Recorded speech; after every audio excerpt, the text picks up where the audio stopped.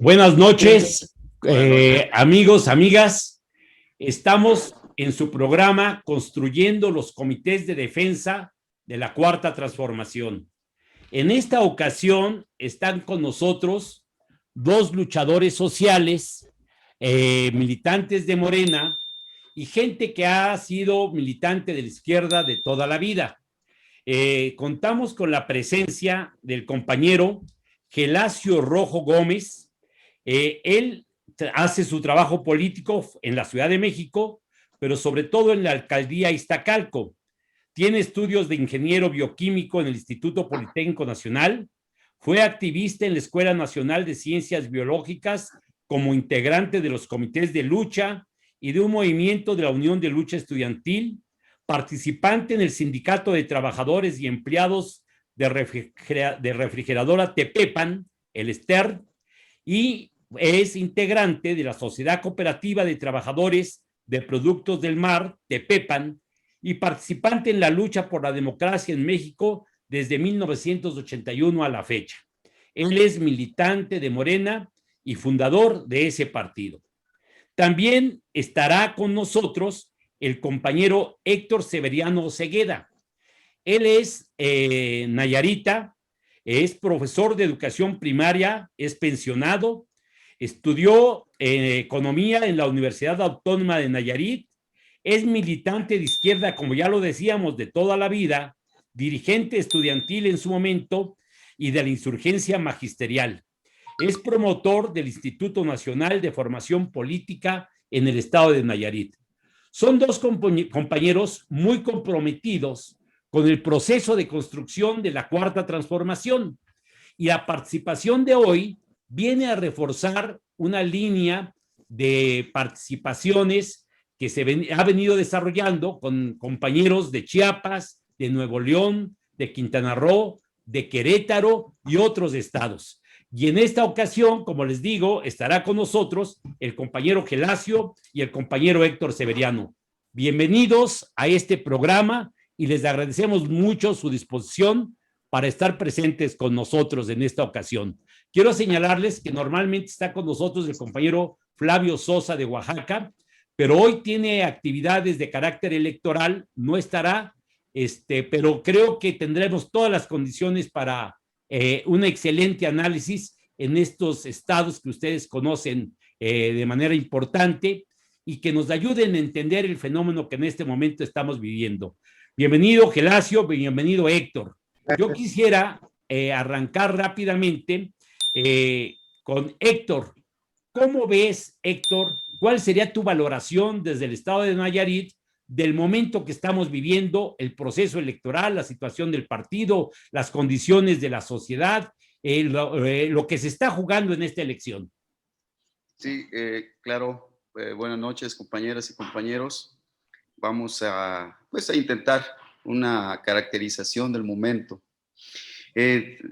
Por razones metodológicas, deberíamos comenzar desde lo general a lo particular, pero tratándose de una pregunta muy específica, voy a resumir en algunas palabras el contexto de Nayarit. En el estado de Nayarit se generó desde el año pasado una polémica entre quienes querían ser candidatos a gobernador desde Morena y quien desde fuera de Morena, el doctor Miguel Ángel Navarro Quintero, también planteó esa posibilidad de ser candidato a gobernador. Esta diferenciación, este momento, estuvo marcado pues por una serie de accidentes, fue un proceso muy accidentado de choques entre quienes planteaban candidatos de Morena exclusivamente y quienes se planteaban también la posibilidad de abrirle la cancha a un candidato que no es de Morena, como es el caso del doctor Miguel Ángel Navarro Quintero, que es el candidato, finalmente resulta ser el candidato, pero que en el trayecto generó toda una polémica interna. Yo creo que eso se dio en todo el país. Este proceso fue, estoy hablando desde el punto de vista interno, después me referiría a los candidatos, a los otros candidatos o al bloque contrario. Este proceso, por supuesto, como lo comenté, fue muy accidentado.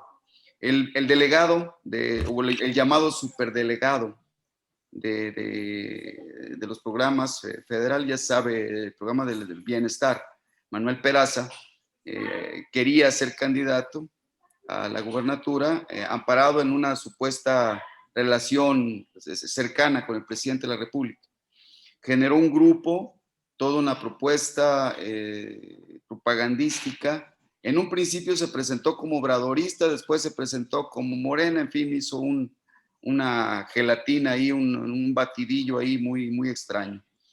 El doctor Navarro Quintero tenía ya trabajo porque ha sido candidato a gobernador en 2 ocasiones anteriores y pues tiene un trabajo ya muy, muy hecho. El punto finalmente, y a donde resumo todo esto, es que esa disputa terminó dándose a favor de la candidatura del doctor Miguel Ángel Navarro Quintero, con los altibajos que este proceso se dio, ¿no? La dirección de Morena estatal fue muy errática. Por un lado, durante todo el proceso cuestionaron a la candidatura del doctor y al final terminaron alineándose. Ahora hace 8 días o 15 días para acá terminaron alineándose con su candidatura, lo cual pues generó un ambiente de desorden, de confusión al interior de las filas de Morena. Mucha confrontación, mucho conflicto y al final de cuentas una dirección completamente errática que no terminó porque terminó por alinearse, pero que durante todo el proceso estuvo en el choque interno. ¿Cuál es el panorama al interior? Al interior hay mucha molestia, hay mucho conflicto. Un grupo muy importante de militantes están apoyando ya la candidatura del doctor Miguel Ángel. Otros, los menos, un grupo muy importante también, pero minoritario, está chocando. Pero bueno, finalmente terminan estando marginados del proceso electoral finalmente. La parte contraria. Es importante saber que en el estado de Nayarit hay 13 partidos políticos que están participando. Hay una alianza, la alianza del PRI-PAN-PRD, que obviamente pues es la alianza fuerte de los partidos que están contendiendo contra Morena, pero hay también el caso del Movimiento Ciudadano, que aun cuando no forma parte formalmente de la alianza del PRI, pues de hecho trabaja junto en términos de golpear al candidato de la alianza de Morena, ¿no? De Juntos Haremos Historia en Nayarit.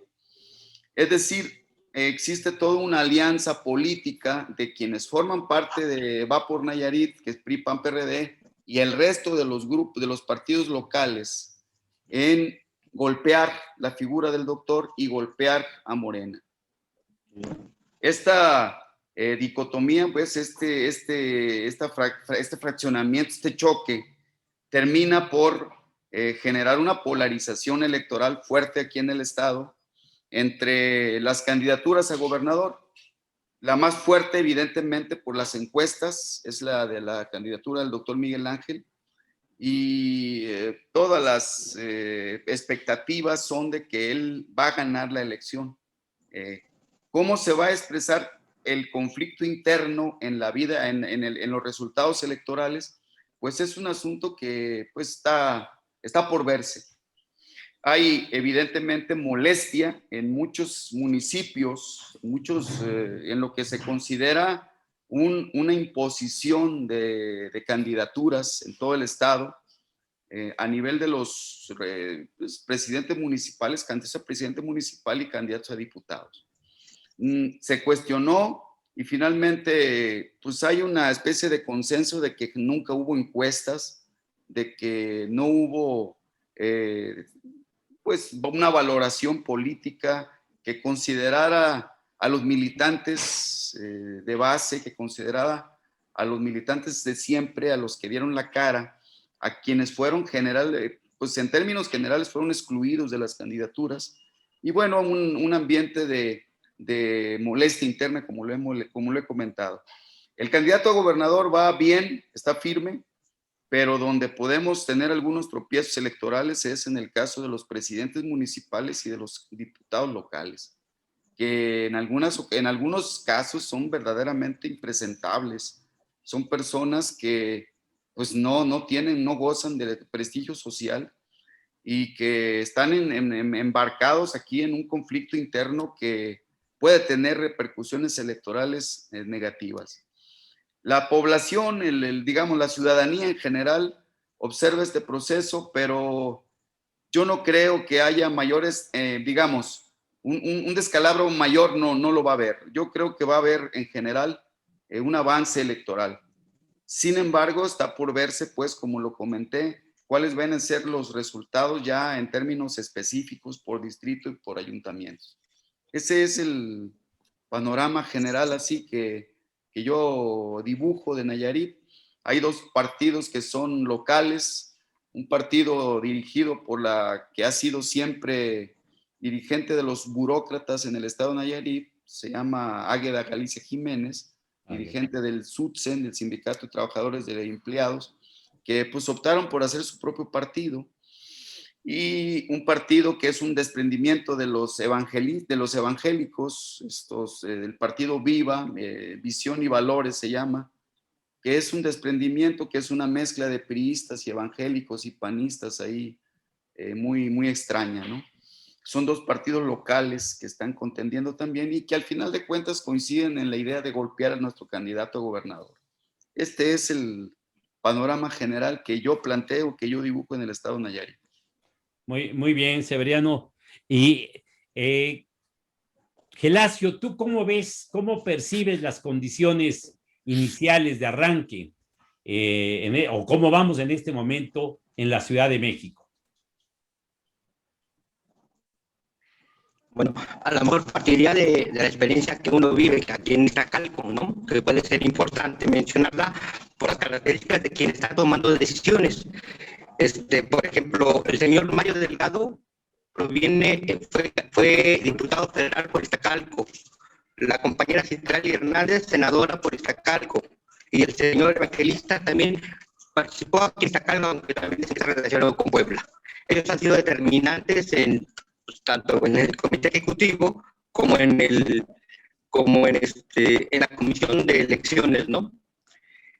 Aquí uno puede ver su actitud, bueno, por decirlo así, de manera, hay una situación desde el 14-15 que prácticamente no tenemos dirección, no hay organización, se disolvieron de algún modo o se han ido acabando los pocos comités de base que han existido, se han ido dispersando. Entonces, yo creo que hay una ausencia, una falta de organización de Morena. Yo creo que esto es a nivel general, o por lo menos muy importante, muy amplio. Pero esta peculiaridad de tener gente que ha estado en cargos o que está en cargos importantes en relación a Iztacalco, han actuado de manera facciosa finalmente. El candidato a diputado federal es el suplente de Mario Delgado. El candidato a, bueno, hay puras reelecciones prácticamente, son la reelección del alcalde, del diputado federal, de una diputada local, y podríamos decir también la inclusión del compañero Martín del Campo, que encabeza la lista de plurinominales. De algún modo hay una elección. Solamente la persona Marcela, la diputada local por uno de los distritos locales, que es queda muy claro que es una propuesta del grupo, del equipo de esta Citlali. Entonces, en Iztacalco se quedan los grupos que han estado manejando tradicionalmente en los últimos años los cargos en Morena, ¿no? Los cargos que tienen. Eso ha hecho claramente una exclusión de la gente, de los militantes, en su mayoría, aunque, por ejemplo, en el caso de Marcela, de algún modo, ha recuperado participación con una jovencita, con su suplente, genera un apoyo de gente trabajadora que hace trabajo de base, ¿no? Entonces, ¿cuál es la expectativa de la votación? Yo creo que es muy favorable para Morena, o sea, la gente no está inmiscuida, aunque de algún modo sí hay un descontento en sectores de la base, hay un descontento, un sector importante de población, no determinante, yo creo, está inconforme con la reacción del alcalde, ¿no? Pero creo que se va a ganar. Tal vez se pueda tener un resultado muy favorable, aunque con poca participación, como en las elecciones intermedias realmente, pero también porque no hay una promoción, una organización de Morena, ¿no? Yo creo que eso se va a reflejar en el acto de participación, de más votación en ese sentido. O sea, yo creo que es un primer problema muy fuerte, este problema de que sean puras reelecciones, ¿no? Prácticamente. Segundo, hay gente que participaba con el grupo, con Citlali, y que de algún modo hay una cierta inconformidad y están participando en Fuerza Ciudadana, en Fuerza por México. ¿Qué ve uno con todos los partidos? El Partido Verde Ecologista lleva como candidata, como una de sus candidatas para diputada local y diputada plurinominal, a la exdelegada Elizabeth Mateos, que la derrotamos, se puede decir, en la elección de 2015, por un gran descontento que había entre la gente por su administración, y después fue su esposo, ganó la elección ahí, supuestamente, Carlos Estrada, y bueno, ella es la candidata del Verde Ecologista, no va en alianza aquí en Iztacalco con el Verde Ecologista, se va nada más se va con el PT. Fuerza por México lleva a dos compañeros, bueno, lleva a una compañera, una conocida nuestra, que se inconformó por lo que pasó en el grupo, en la ratificación de Quintero. Redes sociales progresistas y el PES, y uno lo que observa, lo que le preocupa a uno de esto, que son puros grupos sumamente conservadores, todos estos, de charlismo sindical, bueno, cosas que dices. Esto es la coalición que estamos conformando para el 24 desde ahorita, ¿no? Con Morena y con todos estos partidos, ¿no? Que van por su registro y algunos por ratificarlos o mantenerse. También podemos, evidentemente que una de las inconformidades que hay, lo puedo decir, yo no tuve la oportunidad de seguir participando en toda la actividad que se realizó para promover a un compañero a la Diputación Federal por la situación que tuvimos de enfermedad del COVID. Pero bueno, lo que uno observó y tenemos testimonios de dos amigos conocidos, de dos familias, que les hicieron la encuesta para preguntar sobre el diputado federal. Evidentemente que el señor Oscar prácticamente un desconocido, y además tuvo el apoyo, la propaganda, parecía, con el señor Mayo Delgado y repartido con volantes, y también gastaron en espectaculares que después tuvieron que quitar. A nosotros nos quitaron propaganda. El problema es que en la encuesta que se hace no aparece el compañero Rubelio, que vamos a decir así, que así como en el 2015 se hizo una campaña a contracorriente y ganó Citlali, hoy hicimos una actividad importante que logró posicionar al compañero Rubelio entre la gente. Tuvimos apoyo, la gente nos apoyó con dinero, con cosas y expresaba con todas las dificultades que tuvimos para poder tomar contacto con ella, pero evidentemente que se había posicionado la propuesta del compañero Rubelio. Y casualmente en las encuestas no aparece su nombre. En los dos testimonios que tenemos de amigos que les tocó a su familia que hicieran esa encuesta. No aparece el nombre del compañero. Y dices, ¿cómo es posible conociendo la trayectoria de Rogelio aquí en Iztacalco, no? Ahí, ¿qué puedes decir? Ahí tomaron la acción quiénes. Estuvieron Evangelista, estuvieron Citlali, estuvieron Mario Delgado. Entonces dices, evidentemente que la gente que está arriba ha tomado las cosas de manera muy facciosa, ha hecho del partido actos facciosos. Yo creo que no, a la gente evidentemente que anhela el cambio y está convencida del cambio, en ese sentido va a votar por Morena. Por lo menos lo que uno ha percibido con los amigos, con los contactos, es el voto por Morena en general, con algunas, hay personas que sí están muy molestas y en particular centran mucho el descontento con la candidatura de Armando Quintero. Hay desconcierto, hay poco entusiasmo para poder reorganizar Morena, ¿no? Digo, yo me refiero a las personas que tienen una trayectoria de construir la Morena desde abajo, con la participación de la gente, sin el acarreo, sin todas esas prácticas muy conocidas. Y yo creo que algo que también sucede mucho y que es preocupante es que muchas de las cosas se maneja un discurso muy moralista, un discurso que parece que los que tienen el problema es la base, ¿no?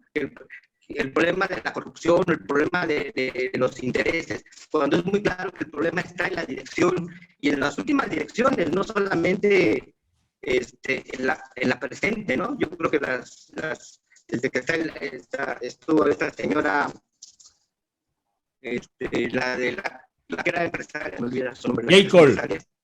J-Col ha sido un problemísima, ¿no? Las tres direcciones que estuvieron ahí, y a lo mejor dice uno el sentido de Ramírez Cuellar, cuando en una reunión de ustedes con el señor Felipe y con la señora Hortensia, él comenta que le comentaron que podía hacer ellos la encuesta, ¿no? Y que esperaba en línea, ¿no?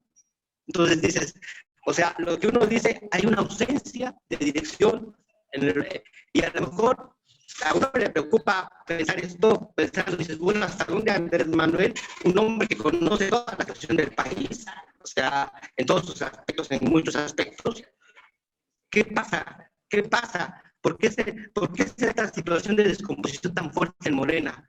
Da uno una conclusión comparando en el 18 con eso, pareciera que con la votación nada más les interesa que votemos, pero no les interesa otra cosa. La democracia se quiere limitar al simple voto, ¿no? Y yo eso creo que es una de las cosas que hace una diferencia entre el 2018 y lo que ha pasado a partir de ahí, ¿no? Hay una exclusión de la gente, una exclusión del pueblo desde el punto de vista, y que creo que es lo que más nos debe de preocupar, ¿no? ¿Cómo nos vamos a organizar? Porque lo que se está organizando desde ya para el 24 son puros partidos conservadores con todas las prácticas vistas. Entonces, tendríamos que también estudiar o ver qué hacemos frente a esta situación de egoísmo incluido en todos los partidos y en el nuestro. Gracias.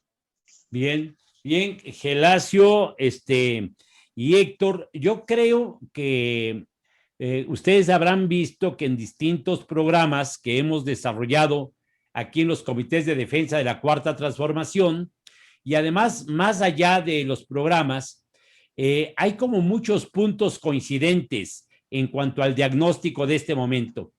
Yo creo que sería interesante plantear los ejes que están muy claros para todos nosotros. El primero es que en este proceso electoral que estamos viviendo se nota una grave falla, ¿sí? Una gran inconsecuencia de la estructura del partido.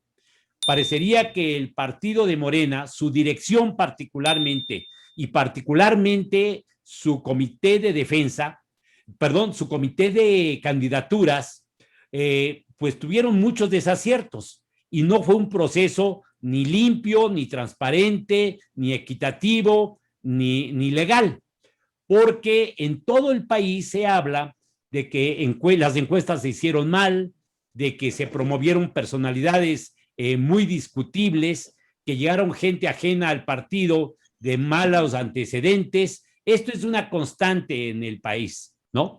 Ese es un primer elemento. Creo que es interesante lo que plantea Gelacio, de que habría que ver incluso el elemento de la reelección, porque la reelección lo que propició es la continuidad de una serie de funcionarios que no necesariamente son los mejores, ¿sí? Ya lo habríamos dicho nosotros en otro momento, que esa reelección trajo como consecuencia un acuerdo en la cúpula partidaria y no una consulta para ver quiénes eran dignos de continuar, ¿sí? Entonces esto ya genera también una distorsión. Hay otros elementos que son relevantes, pero creo que hay uno que es muy importante. El que es muy importante es que todos estos elementos que se han ido acumulando en el funcionamiento del partido nos hablan de que el partido estaría seriamente lesionado en cuanto a su congruencia, su confianza, su vinculación con la base militante del partido. Ahí hay un gran problema a resolver. Pero por otra parte, se señala un hecho que me parece relevante, que creo que todos lo percibimos. Es el asunto de que podríamos hablar que hay dos niveles en el desarrollo del conflicto electoral respecto a Morena.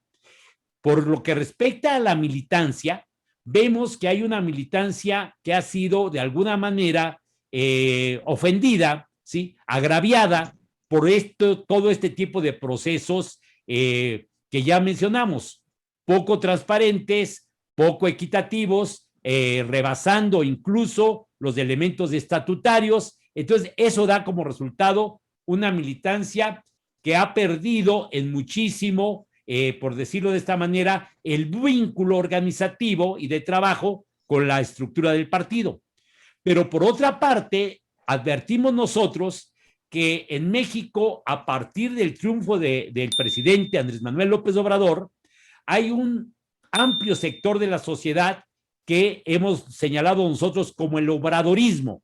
Muchos de ellos no están incluso vinculados orgánicamente con el partido.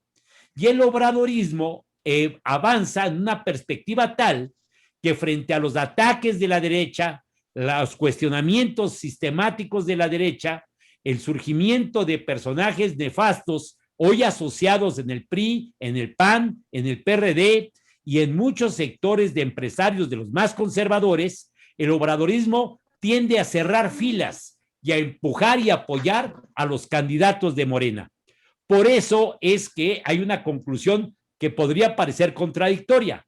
Abriendo descontento entre la militancia de Morena, habrá descontento, habrá dudas, habrá cuestionamientos, pero esencialmente hay un vínculo a favor del impulso de las propuestas de Morena. Y el obradorismo también lo está haciendo. Esto augura que pudiéramos alcanzar importantes triunfos como Morena, ¿sí?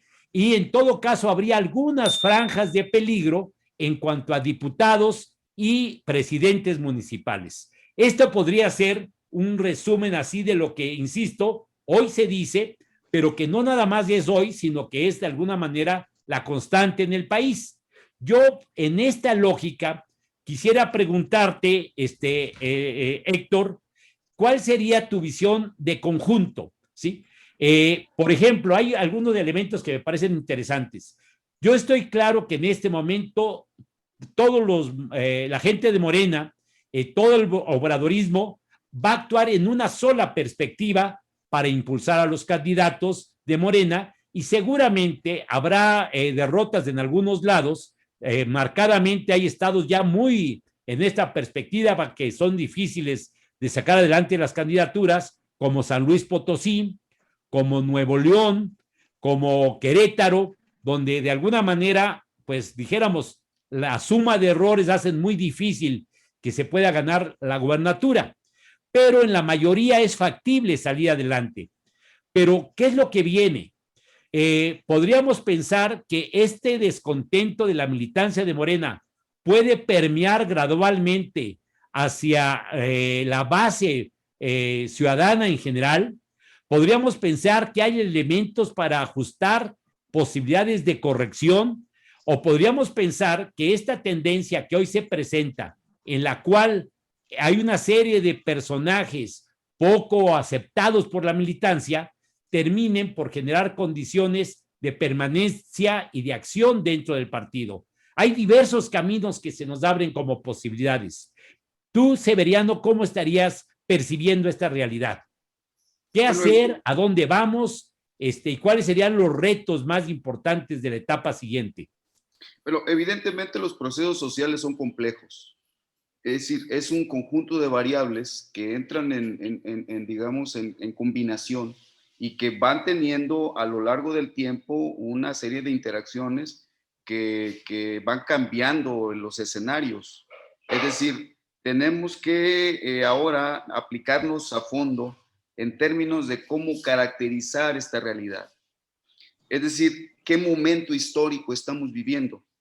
Porque a veces me da la impresión que nos metemos mucho en los asuntos muy particulares, muy específicos de los conflictos y descuidamos la caracterización general o en términos metodológicos lo que está sucediendo históricamente en este país y en el mundo, porque no cabe duda que a veces nos falla digamos, el entender qué le está pasando al capitalismo en el mundo y qué le está pasando al capitalismo mexicano. Ahí a veces nosotros, digo, nos metemos mucho en el tema interno. En lo particular. Lo particular y descuidamos mucho el asunto general. Y no cabe duda que hay una interacción dialéctica profunda entre lo general y lo particular.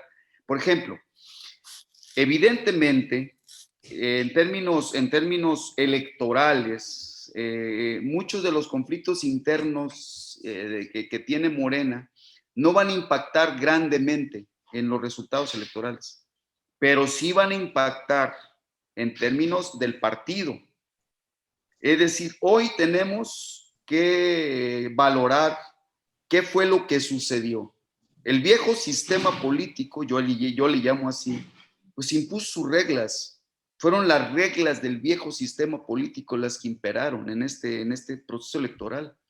Es decir, teníamos una expectativa nosotros muy halagüeña, muy esperanzadora, ¿sí?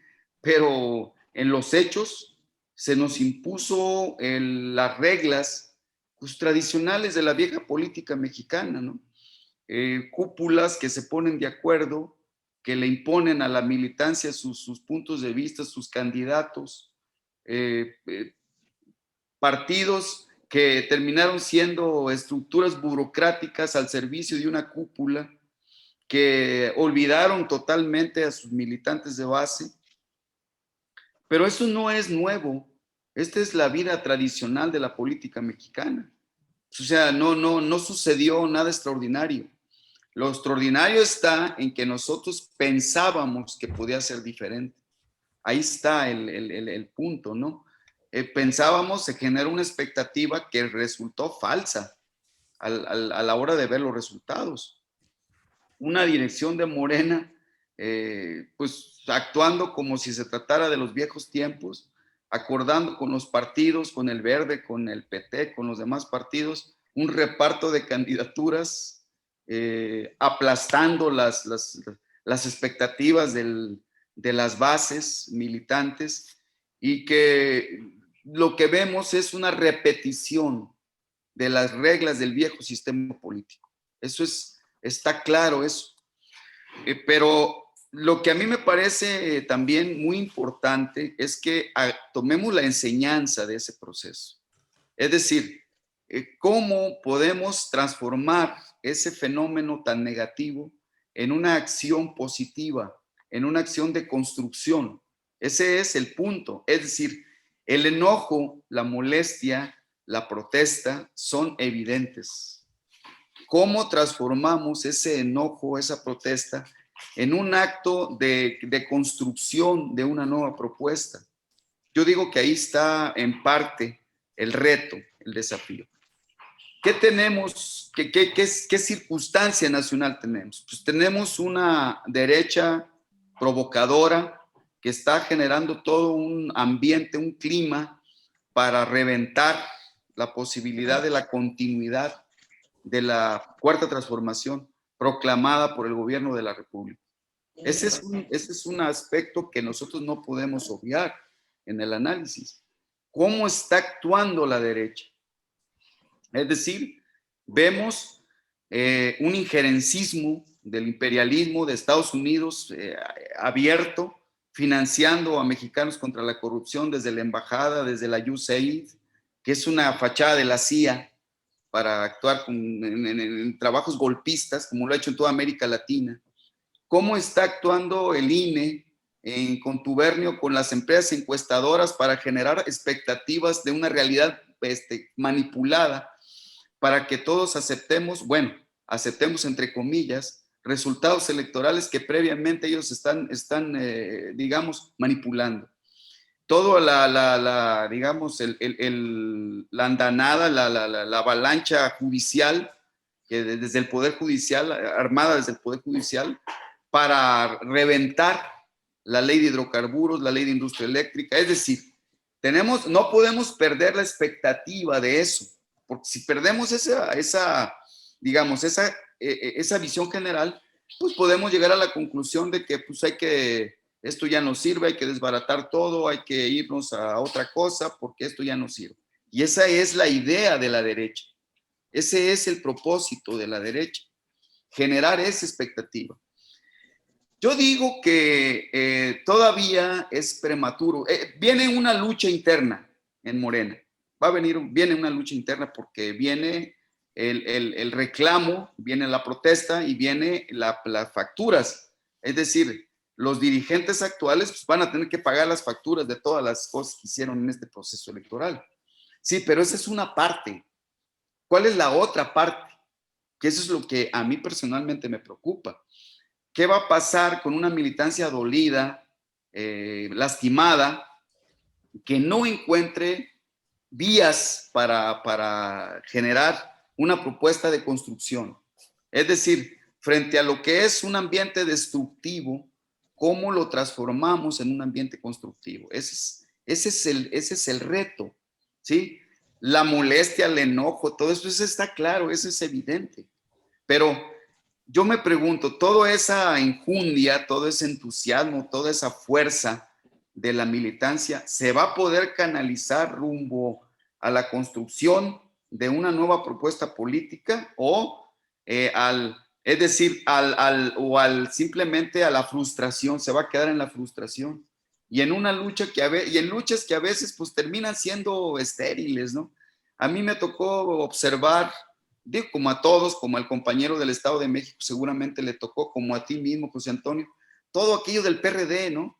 De que se hacían y que ahora sí nos vamos a reformar y que ahora sí vamos a rescatar al PRD. Pues el PRD nunca lo pudieron rescatar. Una burocracia se aferró, se alió con el Estado mexicano y terminó por patear a todo el mundo y por imponerse. Entonces, ¿puede pasar eso en Morena? Sí puede pasar eso en Morena. Ese es un escenario posible. Pero ¿nos vamos a meter en esa dinámica? Esa es la pregunta. Es decir, vamos a rescatar ahora sí a Morena, compañeros, porque es decir, es una discusión complicada esa. ¿Se puede rescatar a Morena o es importante y necesario que nos estemos planteando una proyección política diferente?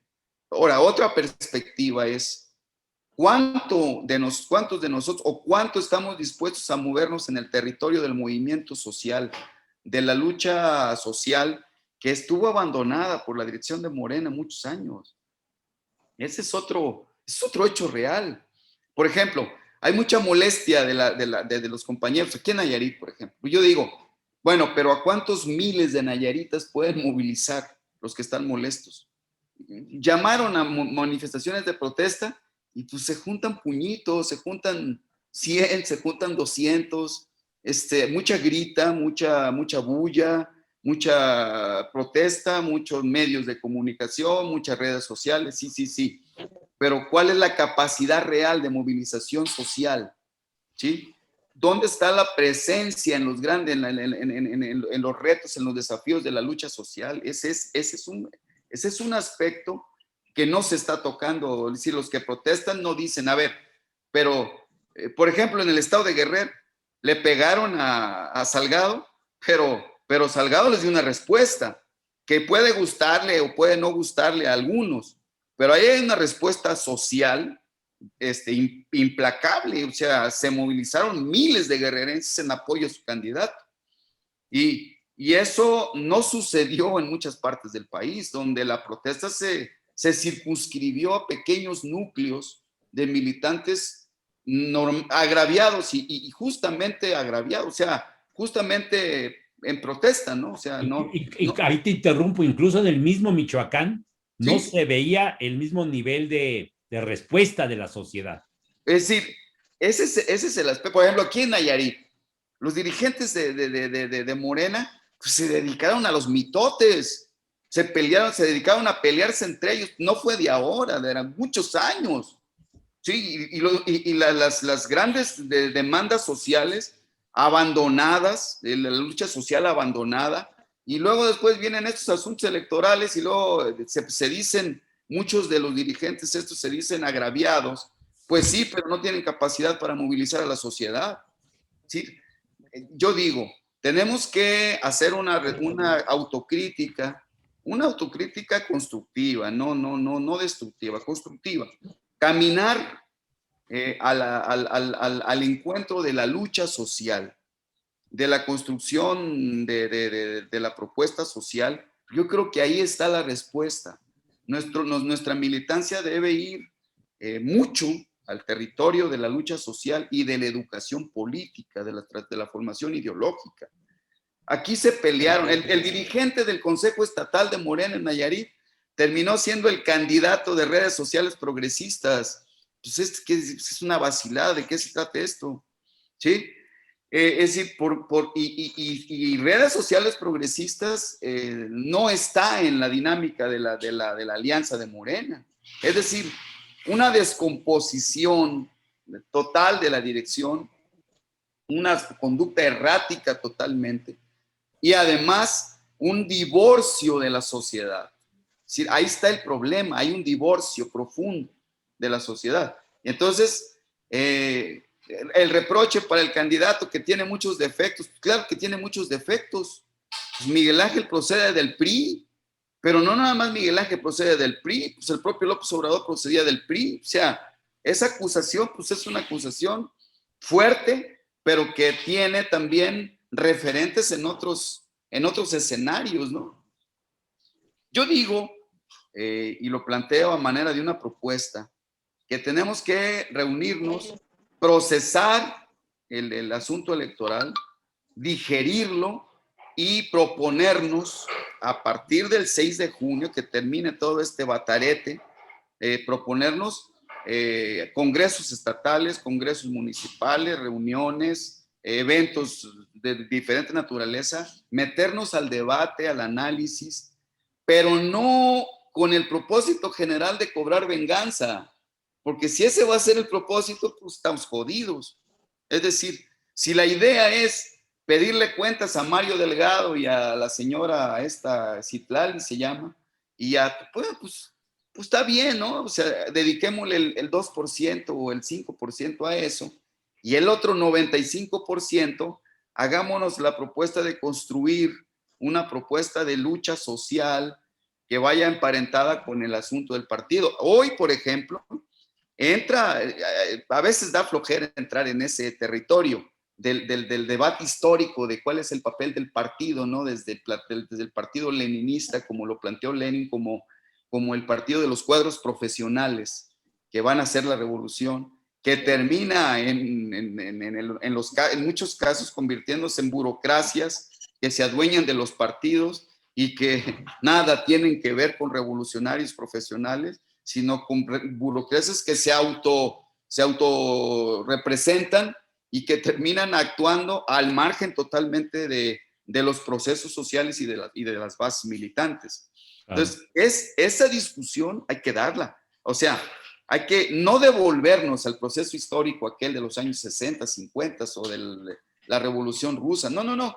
Pero son referentes históricos. como aquella lucha o aquella distancia que se dio cuando los maoístas salieron a la palestra planteando la idea de la asamblea y del movimiento contraria a la idea del partido, ¿no? Que fue un debate que se dio en los años 60, 70 y hasta en los 80. Te digo, no es volver a esa discusión, pero no es ignorar esa discusión. Claro. ¿Qué es partido o movimiento? O partido y movimiento como originalmente se planteó que debería ser Morena. Pero, ¿y cómo pasar de la frase a los hechos, además? Ese es el punto, ¿no? Porque, bueno, evidentemente hay mucho que decir. Esto apenas está comenzando, pero lo que sería lamentable es que este proceso electoral tan rico en enseñanzas terminara convirtiéndose en un asunto de la nota roja de los periódicos. ¿Sí? Claro. Eso sí sería lamentable. Es decir, tenemos que meterle altura, conceptos, propuestas, teoría a este proceso y terminar hilvanando, tejiendo una propuesta de construcción. Esa es, me parece, la idea que debiera alimentar nuestras cabezas en los próximos meses, ¿no? Si nos vamos a reunir para aventarle la guillotina a Mario Delgado, oye, pues a mí me da flojera eso, francamente, ¿sí? Oye, es que aquí fulano de tal hace tanto. No, pues eso, como dijo alguien, que los muertos entierren a los muertos. Nosotros tenemos que continuar con la idea del proyecto futuro y entender cómo está el país ahora. Hay una provocación de los grupos paramilitares que están asesinando gente en todos lados. La derecha está engallada. A la ofensiva. El imperialismo está metiendo las narices aquí. Y nosotros estamos aquí muy interesados en que Mario Delgado hay que llevarlo, pues hay que llevarlo a la guillotina, pues sí, pero pues ese que sea el 1% de nuestra preocupación. Yo creo que tenemos que discutir cuál es la siguiente etapa de la transformación. Es decir, ¿ya estamos viviendo una cuarta transformación? Sí, bueno, vámonos a la segunda etapa, ¿sí? Porque evidentemente hay ya en este momento una confrontación con Estados Unidos, con el imperialismo, está clara esa confrontación. Por más diplomacia que el presidente de los Estados Unidos está lanzando, nosotros sabemos que la verdadera política internacional del imperialismo es la guerra secreta y las operaciones encubiertas. Y ya lo está haciendo el imperialismo en México. ¿Y nosotros qué estamos haciendo para responder a eso? Ese es el punto. Es decir, en términos de la lucha ideológica y en términos de la lucha política, tenemos que estar un ojo al gato y otro al garabato. Adentro, construyendo y peleando y luchando, y afuera también estableciendo claras propuestas hacia el pueblo de México, para no decir en dos dimensiones, yo digo. La dimensión interna, que es evidentemente necesaria, y la dimensión externa al partido o a los movimientos nuestros, que es la orientación que nosotros le vamos a dar al pueblo de México en este momento histórico. ¿Sí? Porque no nos podemos perder exclusivamente en un asunto de cuentas internas. Destina, claro. ¿Sí? Yo digo, ese es mi, digamos, mi punto de vista, ¿no? ¿Cómo diferenciamos bien el tema de interno y cómo damos una caracterización del país y de fenómenos en los que estamos callados, hombre, están masacrando al pueblo palestino. Así es. Y nosotros no decimos nada, como si no nos interesara más que Mario Delgado y Citlali, ¿sí? Y no lo digo porque Lacio, discúlpame, no es por lo que tú dijiste, porque es real y es concreto y es justo lo que plantea Gelacio y lo que plantean los compañeros. Pero el imperialismo está trabajando en Colombia, están asesinando al pueblo de Colombia, están asesinando al pueblo palestino y nosotros, pues ni siquiera sacamos un comunicado, chingado, hombre. O sea, ni siquiera le pedimos al gobierno de México, oye, pronúnciate por esa masacre que están cometiendo el imperialismo en todos lados, ¿no? Es decir, caracteriza la situación internacional, vemos que a los compañeros, ¿qué les vamos a decir? Es decir, es un tema, a lo mejor no es del gran interés, pero debiera ser del gran interés de los militantes de Morena y de la izquierda en general, es tema, ¿no? Digo, yo lo que llamo la atención con esto solamente es que establezcamos bien, como lo dije hace un momento, la diferencia, con claridad, que son dos dimensiones, ¿no? Que están juntas, pero que no están revueltas. La dimensión interna, y hay que meternos a la lucha y hay que meternos al análisis, y la cuestión de cuál es nuestra participación en esta siguiente etapa de la cuarta transformación. Claro. Hasta ahí. Muy bien, Severiano. Gelacio, creo que esta intervención de Héctor nos da una perspectiva que es interesante que vayamos bordando en ella, ¿no?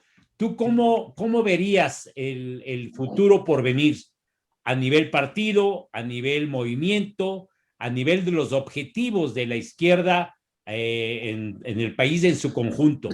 ¿Por dónde encuentras tú los hilos claves, Gelacio?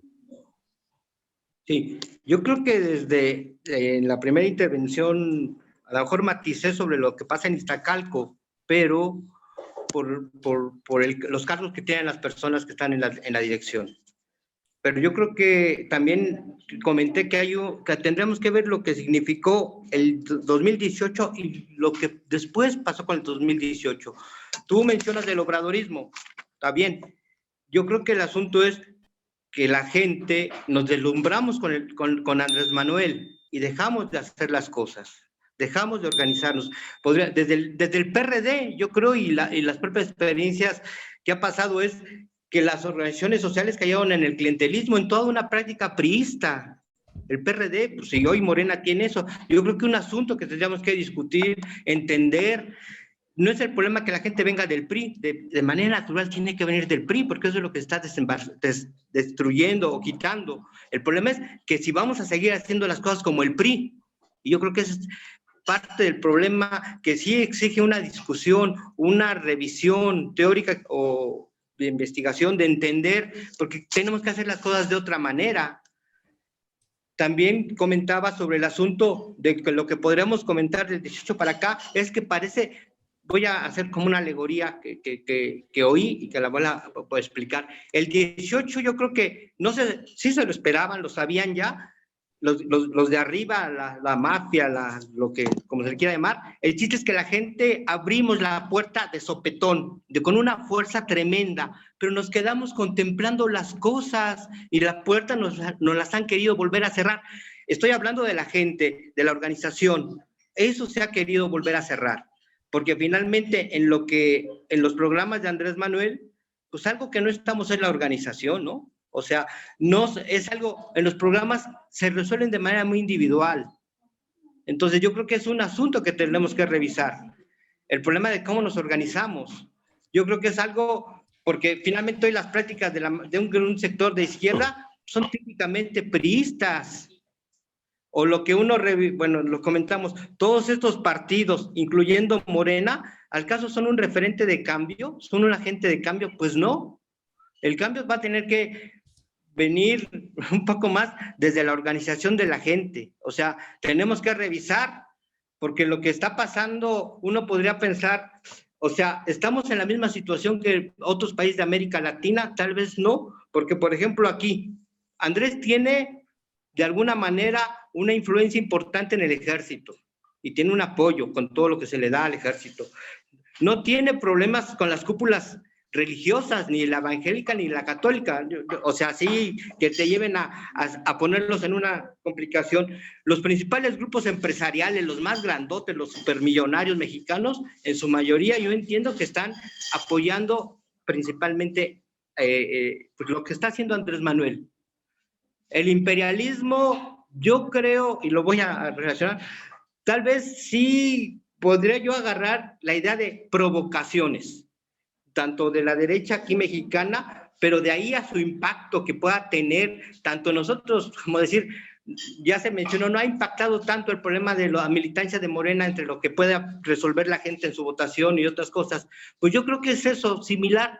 Yo creo que se hace un gran escándalo, voy a decirlo así, de las acciones de todos estos grupos de derecha. Su impacto sí están en los medios de comunicación y todo, pero lo que está es ausente en la organización de nosotros. O sea, y quien lo está resolviendo de alguna manera es Andrés Manuel. Lo está resolviendo Andrés Manuel, lo atiende él a través de sus mañaneras y de todo lo que hace. Por ejemplo, voy a poner... Yo creo que sí es el problema de discutir cómo nos organizamos, es el problema de la organización social, lo que pasa en América Latina, cuáles son las diferencias de lo que tenemos que aprender de América Latina, pero también cuáles son las diferencias que hacen que México pueda tener una condición no especial, pero sí con algunos matices, ¿no? Propias de nuestro país. Y yo creo que ahí menciono esto, ¿no? Lo del ejército, la iglesia, los grandes empresarios, realmente están en contra, están ellos en esa parte de cuestionar. Yo creo que también, voy a decir, a lo mejor estamos deslumbrados también, ¿no? Y hemos dejado de hacer cosas que deberíamos de hacer por el cambio. Voy a mencionar, yo recuerdo en algún momento la experiencia con Guillermo González Guardado cuando estábamos iniciando en el PRD con Cuauhtémoc Cárdenas, y decía, bueno, va a haber un momento en que tendremos que ser una oposición, o sea, porque finalmente, y no una oposición para antagónica, de destrucción, no, una oposición en las cosas como se hacen, porque finalmente tendríamos que revisar ese hilo conductor desde Lázaro Cárdenas con el Partido de la Revolución Mexicana, el PRI, el PRD y hoy Morena. En todos tenemos un hilo conductor del nacionalismo revolucionario. ¿Qué es lo que qué tiene de positivo, qué tiene de negativo o qué son lo que tiene que hacerse para que haya verdaderos cambios en nuestro país, ¿no? Y necesariamente pasa por la organización de la gente. Nosotros hemos comentado aquí con los compañeros que no es el problema nada más de Morena, para nosotros pasa a un segundo término en ciertos momentos Morena. No es el estarse peleando con Mario, con Citlali, el problema es cómo nos organizamos con la gente, porque un gran sector de la gente que ha estado participando y que son desde el 88 que salió la gente, ya hablamos de varias generaciones, y es evidente que sigue permanente y sigue en esa idea la situación de que haya un cambio verdadero en el país. Y podemos reconocer que hay cambios, pero a lo mejor no lo que se anhelaba, ¿no? Bien, Geracio. Bueno, miren, perdón, Geracio, concluiste, ¿verdad? Sí, sí. Miren, yo compañeros, quisiera dos, tres cosas. Lo primero, miren, hay algunos que pensamos que al margen de cualquier problema de los que se nos están presentando, el triunfo de Andrés Manuel en el 2018 abrió una serie de puertas, como dice Gelacio, que van más allá del triunfo de Andrés y van más allá de muchísimos fenómenos que hoy estamos viviendo, porque de alguna manera sí se da una posibilidad de que se involucre la sociedad mexicana más activamente en la transformación. Y esto, insisto, va más allá de las voluntades individuales, ¿sí? Hoy se combinan varios factores. Uno, hay mucho más medios de comunicación, más formas de comunicarse, hay una revolución en todo el mundo de la comunicación que nos permite aspirar a que más rápidamente se den condiciones de transmisión de experiencia, de reflexión, de impulso de tareas. Esto es muy importante. Lo otro, que la propuesta de Andrés Manuel en el gobierno nos ha abierto un espacio de libertad en el cual antes no podíamos ni siquiera soñar, ¿sí? Hoy hay todas las condiciones para que se irrumpa con procesos intensivos de formación política, de discusión política, de debate, que yo por lo menos he insistido mucho que están subutilizadas estas posibilidades, ¿sí? Que es el momento de que la izquierda mexicana empiece a impulsar ya formas mucho más articuladas, mucho más amplias, mucho más intensas de reflexión, de discusión, de organización. Esto como que está como un telón de fondo. Pero ya en el proceso que estamos viviendo, efectivamente hay muchos elementos que, como todas las cosas, tienen puntos de vista buenos y malos. Por ejemplo, hoy mismo hay una cuestión que queda mucho más clara, más nítida para todos. Nuestra lucha histórica de la izquierda mexicana ha sido en mucho contra el PRI, contra el PAN y contra las expresiones sumadas, asociadas a estos partidos. Pero una y otra vez descuidamos a un enemigo mucho más potente que el PRI y el PAN, que es la ideología del PRI y el PAN. Y al PRD le pasó eso. En una lucha que inician ellos en la visión, sobre todo conducida por Cuauhtémoc Cárdenas, la verdad es que gradualmente se va descomponiendo al partido y luchando contra el PRI, contra el PAN como partidos, se empieza a reproducir la ideología del PRI y del PAN. Hoy lo que ha pasado en Morena es que violentamente, aceleradamente, en muy pocos meses, primero con Jacob Polensky, después con Mario Delgado, que yo estoy claro, no son más que expresiones individuales de un problema profundo, porque el problema profundo, ¿cuál es? La cultura priista que se impone. Cuando se falsifican encuestas, cuando se genera un grupo pequeño que se reparte como pastel los espacios de poder dentro del partido, cuando se hace lo que se sucedió en el Estado de México, que se reúnen tres equipos y se reparten territorialmente todas las candidaturas del Estado de México, cuando finalmente hay un proceso de falsificación, ¿sí? En muchos casos, y candidatos que no eran ni siquiera militantes, ni siquiera eran simpatizantes, sino eran adversarios de un día anterior, amanecen como candidatos de Morena. Todo esto habla de un pragmatismo de tal nivel que estamos frente a la representación de la ideología priista en sus peores connotaciones dentro de Morena. Yo creo que aquí habría que ver, y frente a eso, qué alternativas. Y creo que tú, Gelacio, como tú, Héctor, dan pie con bola. Yo creo que es lo correcto. Lo fundamental es generar procesos de vinculación, a generar un proceso de autocrítica que nos lleve a participar desde abajo con los más amplios sectores de la sociedad mexicana. La sociedad mexicana ya demostró que está madura para buscar cambios, que a pesar de los aparatos sistemáticos de información controlados por la derecha, rompieron con estos moldes y fueron capaces de empujar a Andrés Manuel a la presidencia. Andrés Manuel yo creo que ha hecho un gran papel en la presidencia, jugando muchos roles al mismo tiempo. Él es el propagandista, él es el organizador, es el impulsor, él es el que está en contacto con el movimiento social nacional, se va los fines de semana a recorrer el país, pero es evidente que seríamos unos irresponsables si pensáramos que un hombre o un hombre que viniera a sustituir a Andrés va a darle continuidad a una lucha que donde necesariamente se tiene que involucrar la sociedad.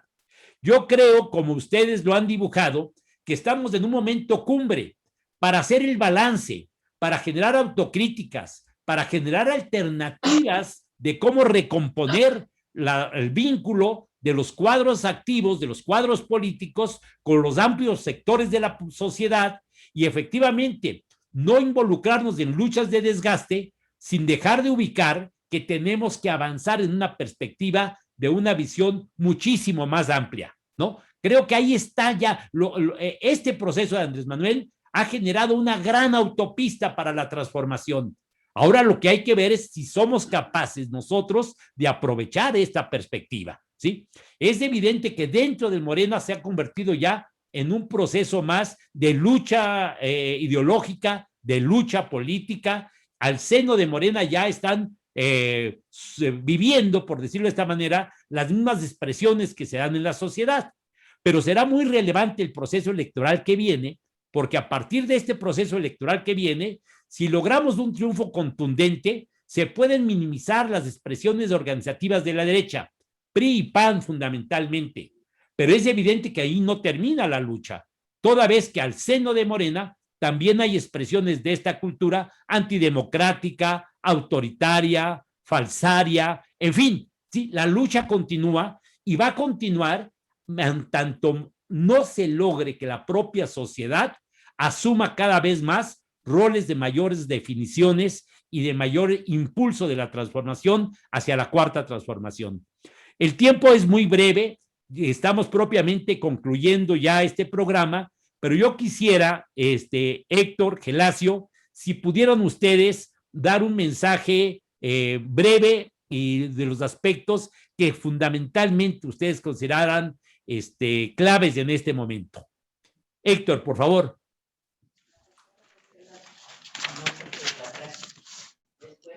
No se escuchaba.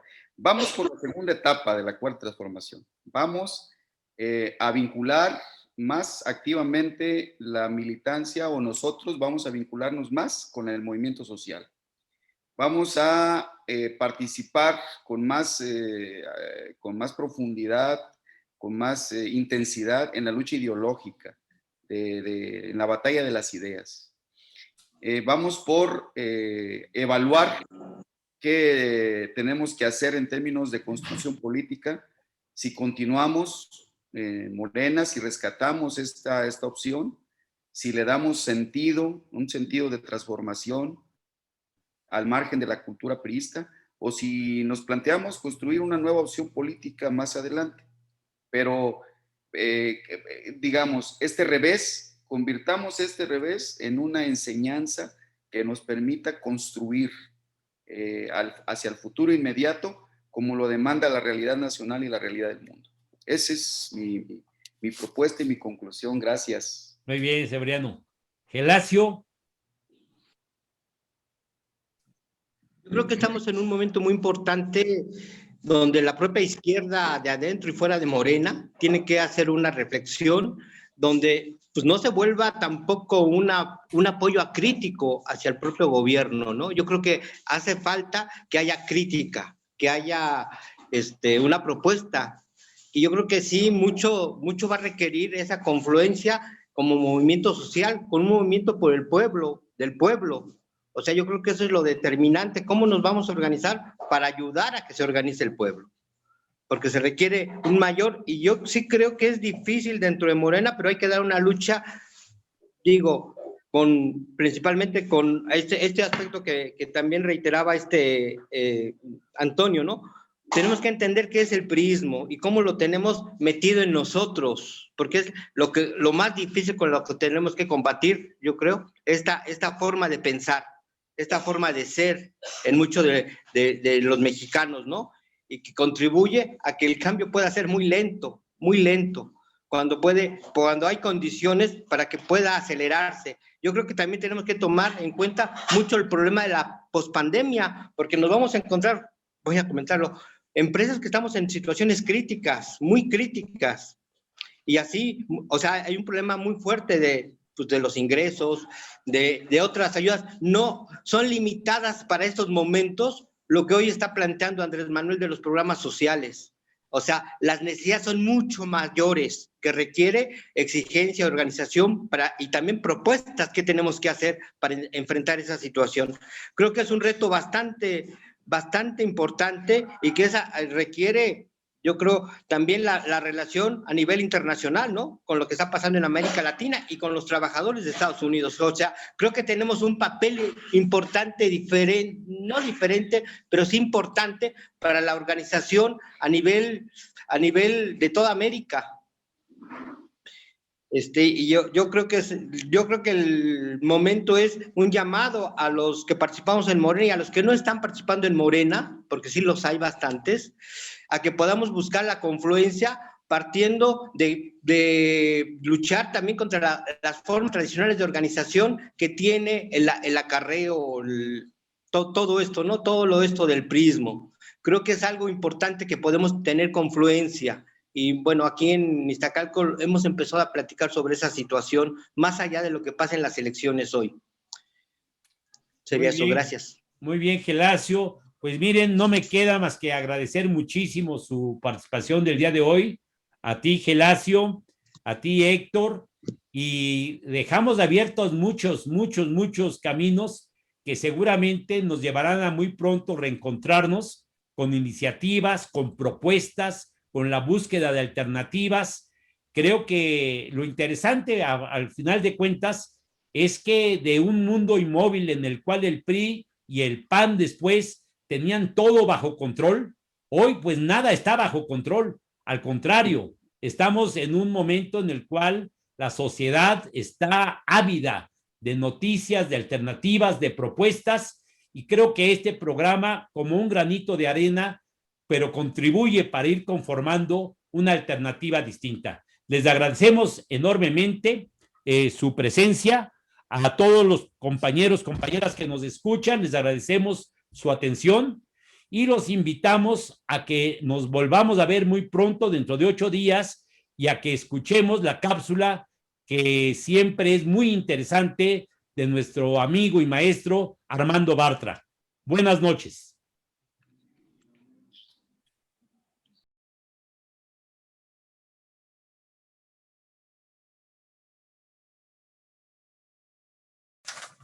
Hola, compañeras, compañeros. Les habla Armando Bartra y en los próximos minutos voy a tratar de compartir con ustedes algunas ideas. En este caso, sobre el tema de la unidad de las izquierdas, de la fórmula tan trillada de la unidad de las izquierdas, la necesidad de que las izquierdas marchen unidas. Y voy a referirme a este tema de la unidad de las izquierdas con un ejemplo, que no es un ejemplo de México, que no es un ejemplo de nuestro país, sino que es un ejemplo latinoamericano y muy reciente.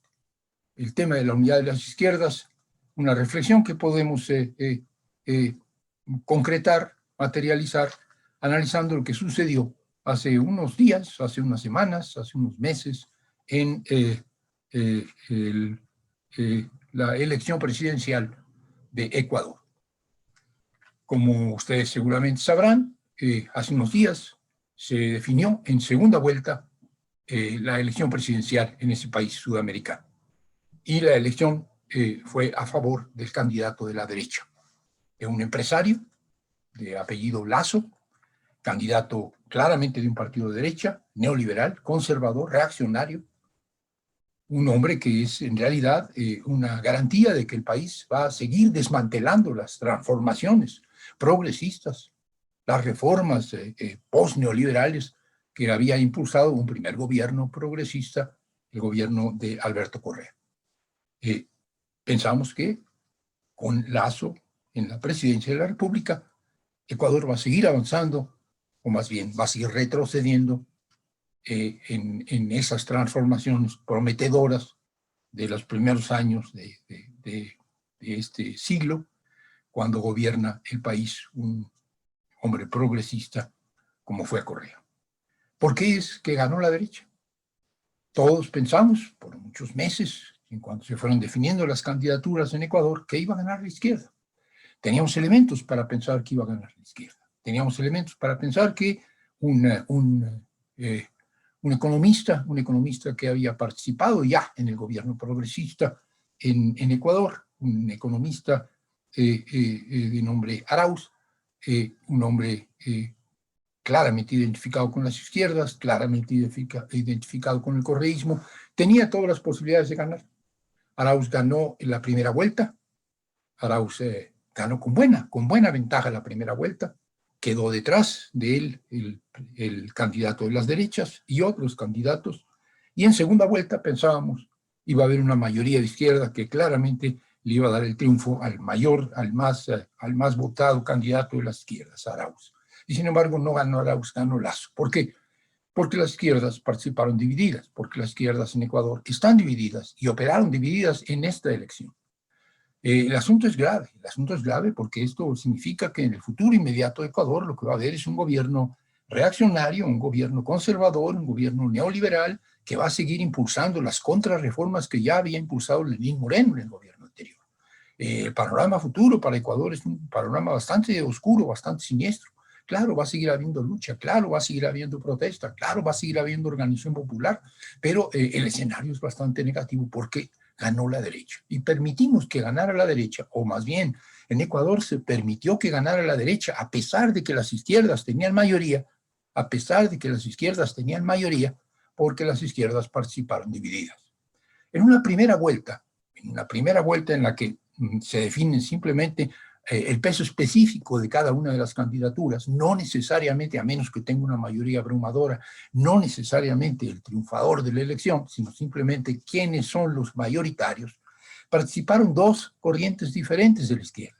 La corriente encabezada por este compañero Arauz, que es una izquierda correísta vinculada a los gobiernos postneoliberales llamados progresistas, y por otro lado un compañero Yacu Pérez, vinculado a una organización campesina, la CONAIE, la Confederación de Nacionalidades Indígenas del Ecuador, la CONAIE, y a un partido, el Partido de los Indígenas Ecuatorianos, que se llama Pachacuti.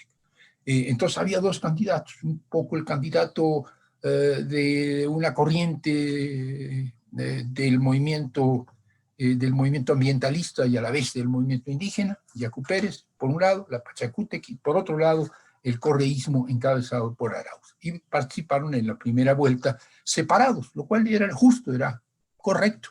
Ver cuál de las dos izquierdas tenía más simpatías electorales. Y quedó clarísimo que Arauz era el que tenía mayores simpatías electorales. Arauz ganó la primera vuelta ampliamente. Y la segunda corriente de izquierda, la que representa a Yacu Pérez, no ganó ni siquiera el segundo lugar, quedó en tercer lugar, de modo que no pasó a la segunda vuelta.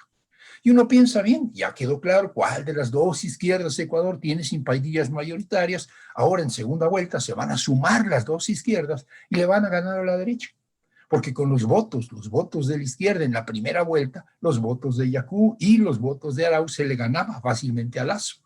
En segunda vuelta se le va a ganar a Lasso sumando las fuerzas de las dos izquierdas, pero en la segunda vuelta las izquierdas ya no fueron unificadas, sino que la izquierda que no quedó como participante de la segunda vuelta, la izquierda que quedó detrás incluso de Lasso como candidato de las derechas, llamó al voto en blanco, llamó a la abstención, llamó a no votar por el candidato de la izquierda que no le simpatizaba. La izquierda llamó a no votar por el candidato de izquierda con el que no simpatizaba. Y si la izquierda llama a no votar por el candidato de izquierda que no le simpatiza, está llamando en la práctica a votar por el candidato de derecha.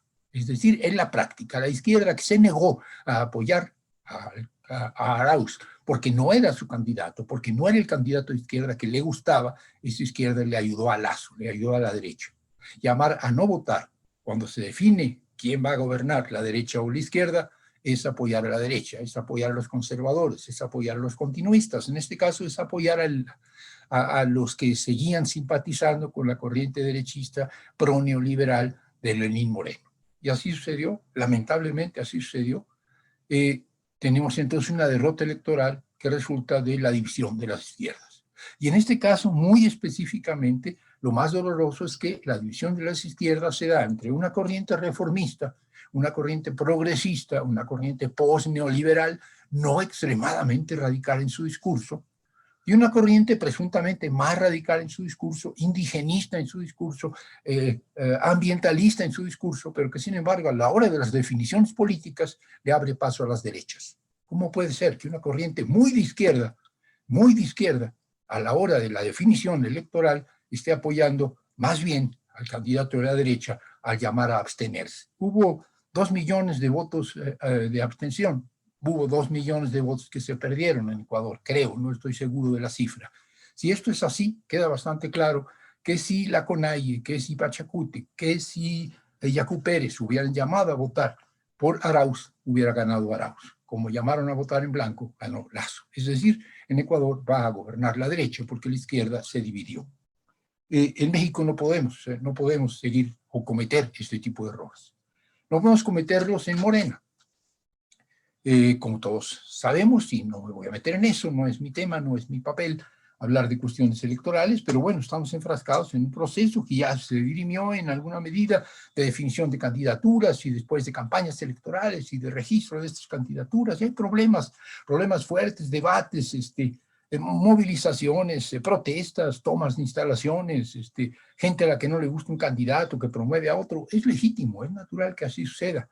Espero que esto no signifique que, igual que en Ecuador, aquellos cuyo candidato no quedó, y quedó un candidato que no es el que les simpatiza, llamen a abstenerse o se abstengan en la práctica y finalmente apoyen a los candidatos de la derecha. Sería muy grave que las divisiones en términos de candidatos que se han dado y que se siguen dando dentro de Morena conduzcan a que aquellos que no lograron que su candidato predilecto, aquellos que no lograron que él o ella quedara en el cargo, no van a apoyar la campaña del que realmente quedó y por lo tanto van a favorecer el triunfo de las derechas. Y más estratégicamente, creo que tenemos una tarea en México y en el mundo. En todos los países, en todos los espacios, hay corrientes diferentes con un pensamiento de izquierda. Y esto es bueno. La izquierda es plural, la izquierda es diversa. Qué bueno que tenemos pensamientos diferentes, qué bueno que confrontamos ideas, qué bueno que eventualmente nos confrontamos de manera muy beligerante, muy fuerte, muy enérgica. A mí no me espanta la polémica, no me espanta la confrontación de ideas, pero hay momentos en los que la definición es entre la derecha y la izquierda.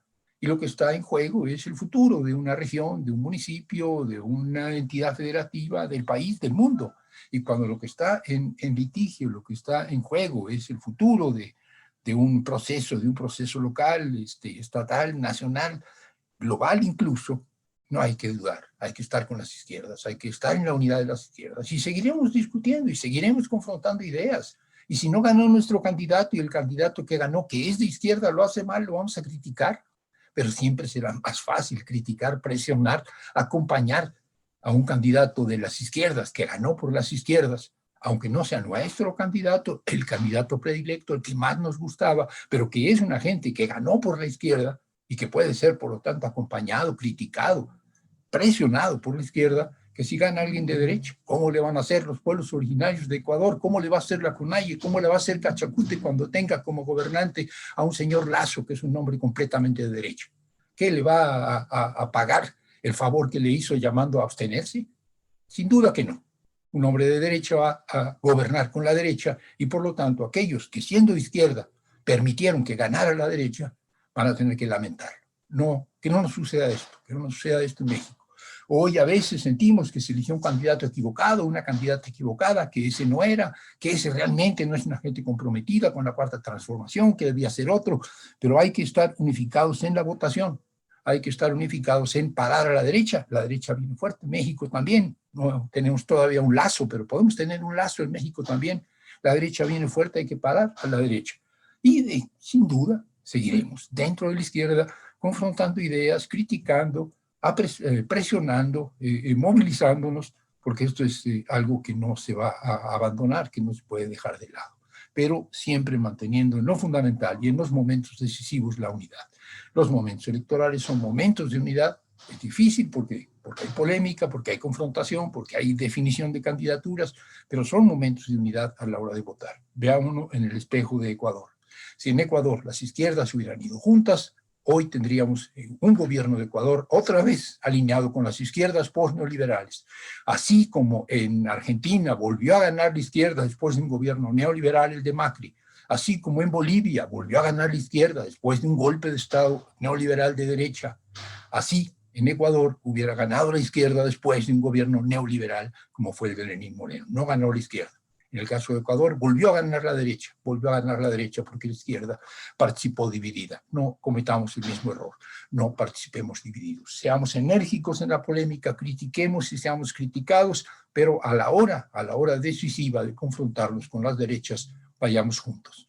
Este es el mensaje que creo que podemos desprender de la triste elección de Ecuador, en donde la izquierda, habiendo podido ganar, perdió. Gracias, eso es todo por esta vez.